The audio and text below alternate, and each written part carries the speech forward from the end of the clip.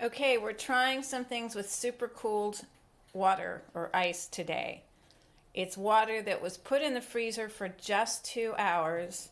It's at the point where it will become more solid, but not quite there yet. Here I go.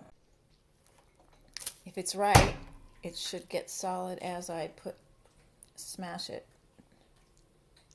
Nope. I'm taking another bottle. It was put in for about 2+ hours, smashing it on a hard surface.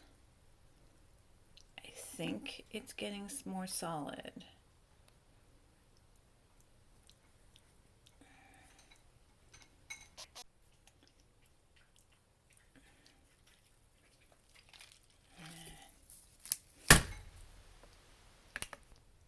I think it is. It just got solid at the top. One more try. Forming ice on top of this. It is. It's doing it. It's doing it. It's doing it. This is my super cooled ice. Super cooled water that becomes instant ice. I'm so glad this worked. Yay. One more time. They say after 20 seconds, this water in my bottle will be too defrosted. Yep. Second time, it doesn't work. You had to do it right away. So that's super cooled water. Now you can see in the bottle it's gotten more solid. So this one I used purified water. They say you don't have to use purified, but it helps. And this was in the door of my freezer. I had 2 other bottles that were farther into my freezer, and one of those was already had the solid parts to it even before I started, and that was not the right thing. So I tried several ways of doing this, and this is the one that worked. I also tried putting all the water bottles in a cooler with a whole bunch of ice in the summertime, and that did not get the water cold enough. Putting it in the freezer for too long gets it too cold. So it has to be just about 2 hours from room temperature and then freezing. And then you can pour it over your ice cube and make. So I'm back to my junk drawer chemistry and junk drawer physics books.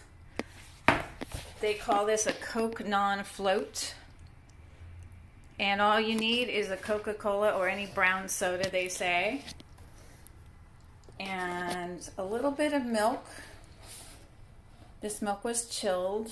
The Coke is chilled. I'm going to just take the cap off and pour a little bit of the soda out and put some of the milk in. This book says to drink a little of the soda. When you go online for other people doing this, they say don't drink it because the whole point is how bad it is for your teeth. Anyway, I'm putting a little bit of milk. I'm supposed to put it in slowly, so so it doesn't fizz too much.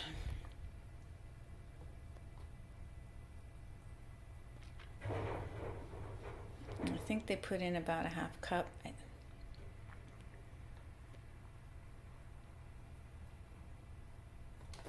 I'm going to leave it for 5 minutes, and then I'm going to shake it or tilt it. I'm going to come back in about 15 minutes. And it's supposed to have a observable change after about an hour, but we'll see what happens now. Right now it's just foamy at top. It should end up looking pretty brown for a while, and then it's going to change color and consistency. So we'll see what happens. So this is after 5 or 10 minutes. It's the soda with the milk in it is a consistent sort of brown color. And the book didn't say this, but on a video they suggested tilting it again. I think it's letting the acid work a little more. So I'll come back in another few minutes, and then I'll come back in an hour. Okay, it's been another 10 minutes. I'm going to tilt this bottle one more time.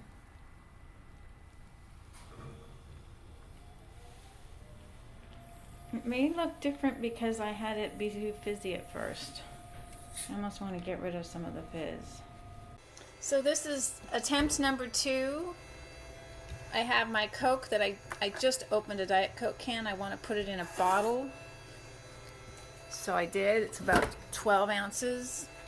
And I'm going to put a little bit of milk in this. And we're going to see what happens over time. And the key is to pour the milk in very slowly because you don't want a lot of fizz. It's a little cloudy because of fizz, but I don't want it cloudy because of fizz.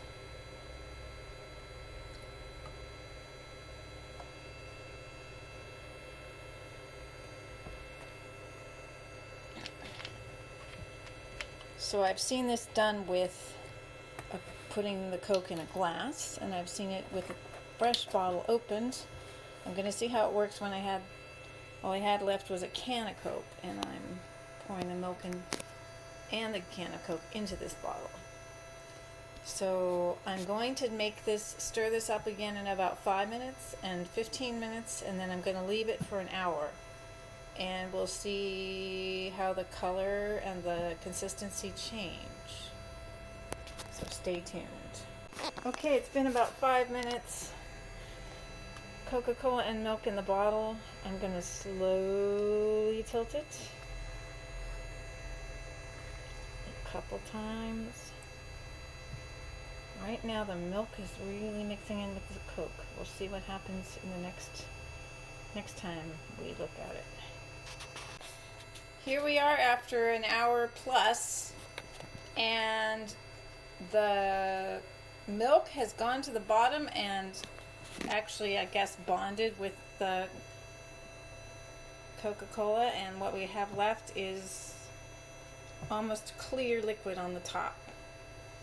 It's not as dramatic because we use Diet Coke, so there's not as much of that brown coloring, I guess, but it's still pretty impressive.